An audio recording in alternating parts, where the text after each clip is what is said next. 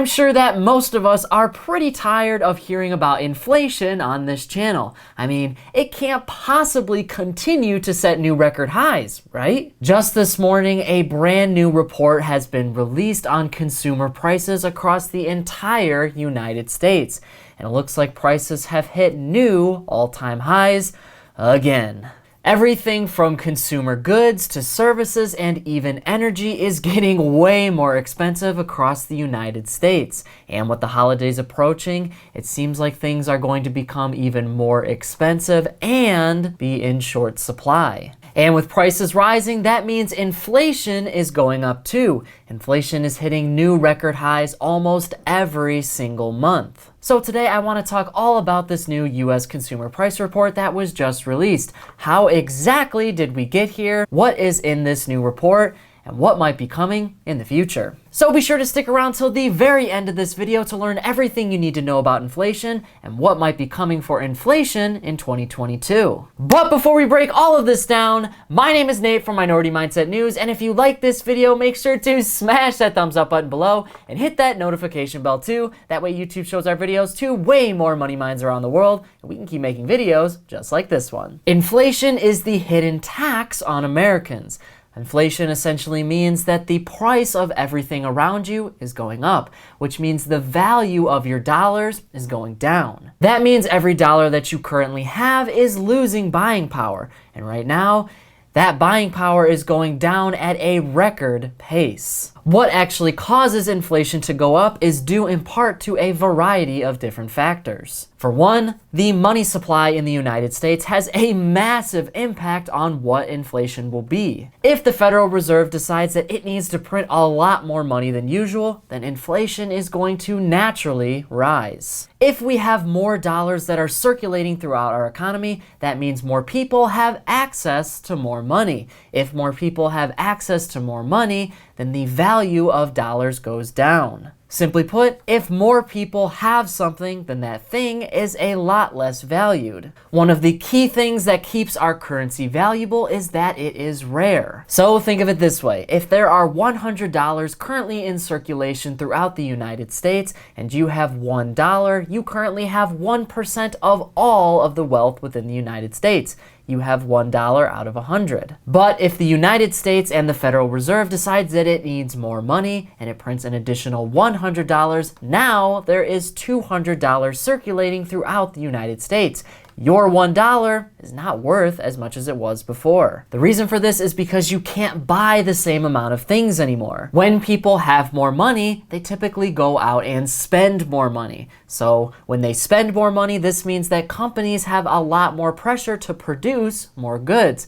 But companies can't just produce goods for free. They have to actually make more things, and they have to pay more employees and shipping costs to get those things to you and to create them in their factories. All of that costs money, and companies know this, so eventually they just trickle that price down to you. Anything a company has to pay additionally gets trickled down to the consumer. That means everything that you buy is going to cost you more. And inflation has been around for a long time, and it's been a problem for many, many generations. I mean, pretty much since the world has had money, we've also had inflation. But right now, inflation is rising at record rates. So what's the deal? Well, back in the early parts of 2020, America pretty much shut down. That meant that there were several industries that were out of work and were not producing goods. However, Americans were still buying things, and things were going out of stock at record rates. This had a massive effect on our supply chain because companies and businesses could not catch up to consumer demand. People were buying things at record rates, and that meant that businesses and companies had to produce even more just to keep up with demand.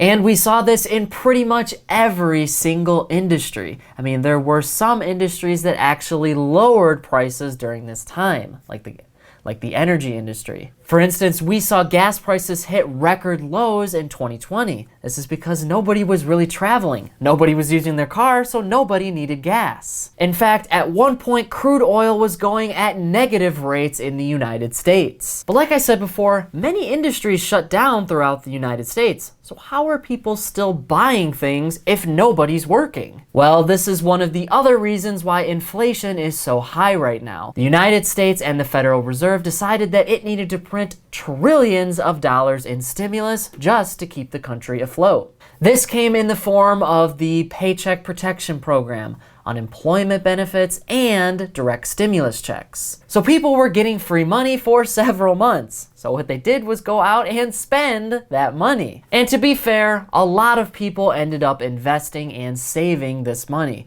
We saw saving rates hit a new record high in 2020. And additionally, the stock market hit new record highs as well. The NASDAQ, S&P 500, and Dow all hit a new record high. In addition, the United States paused mandatory payments to federal student loans and housing.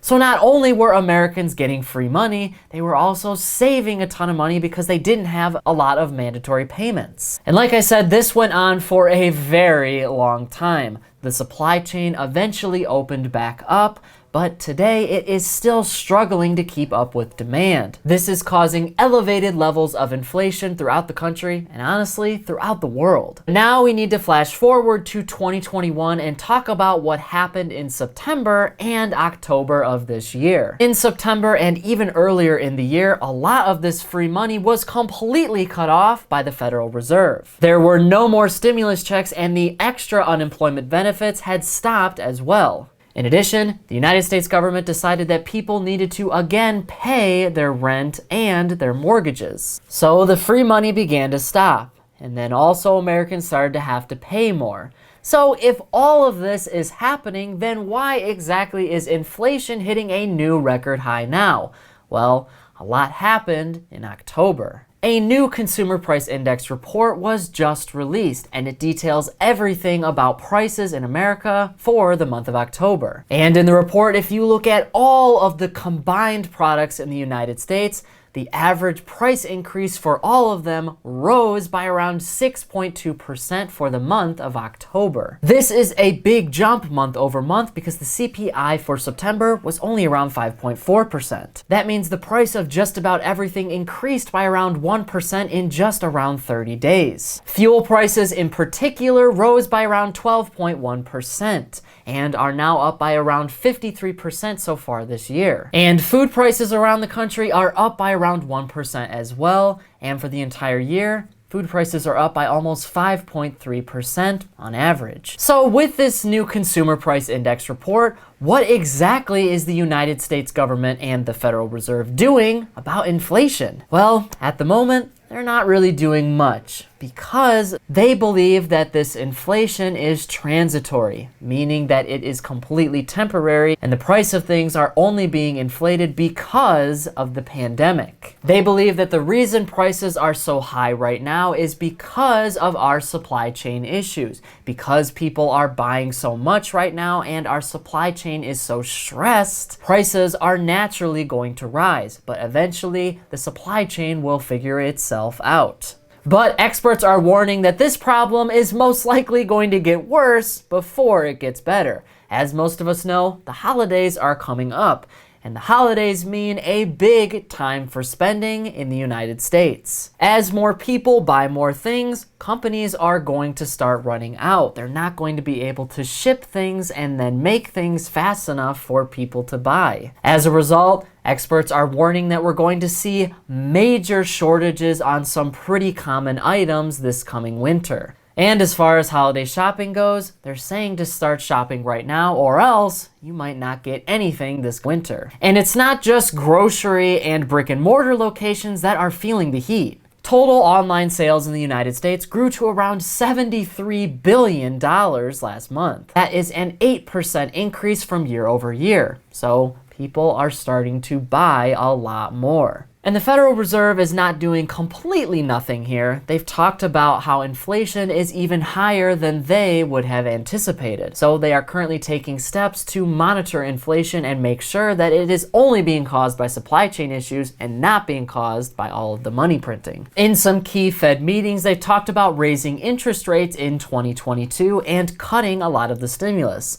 In addition, federal student loan payments are going to resume at the end of January. The hope here is that if Americans have less money to spend, consumer products should eventually go back to a normal price. Back in the early days of 2020, the Federal Reserve wanted to encourage people to spend. That's why they printed so much money and essentially just gave it out. The reason being is because our economy depends on spending. If nobody's spending any money, then nobody is making money. Companies can't make money. And if companies can't make money, they can't pay their employees. But now, the Federal Reserve is starting to cut back on some of its programs to hopefully let spending return to a normal level. In 2022, they announced raising interest rates at least one time. If interest rates go up even slightly, that means less people will be able to afford a loan. Again, that's a way for people to buy less. And if no extra money is being printed, that means any money that people spend is going to have to come out of their own pockets. And if overall